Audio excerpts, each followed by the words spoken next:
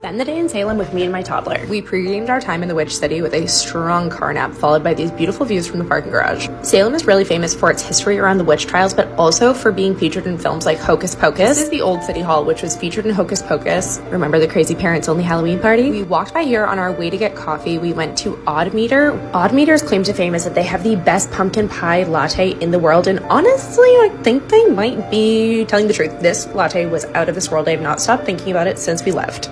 The line was really long, but I would have waited hours for this latte. And no, I did not share with my child. While it was still kind of early, we popped over to the witch house and then went to go see our girl Allison's house. This is where Allison lived in Hocus Pocus, and her house was so crazy. The backyard was gorgeous. Hi, gardens of my dreams. Look at these things. This house is called the Ropes Mansion. It is actually owned by the PEM.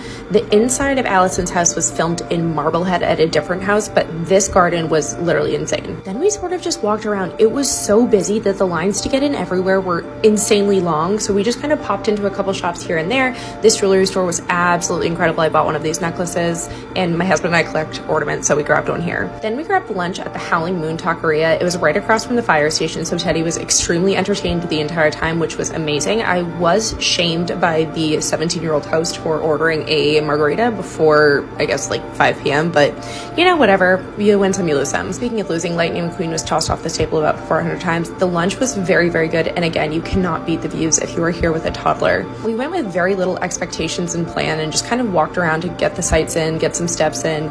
Went to the PEM. We were able to get really cheap tickets through our local library, which was amazing. Highly recommend checking that out. This place had some really, really cool stuff. They had different like spooky exhibits and all types of things in a really good area for kids to play. Teddy did a lot better here than I thought he would.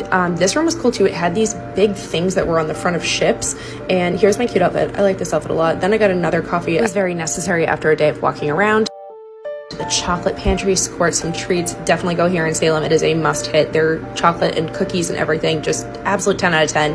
Viral on TikTok, cannot recommend enough. Salem also has a very rich maritime history, so we walked around here, went by the water, looked at the boats. Teddy thought this was great. He was able to get out of his stroller and kind of walk around by himself. He housed this cookie.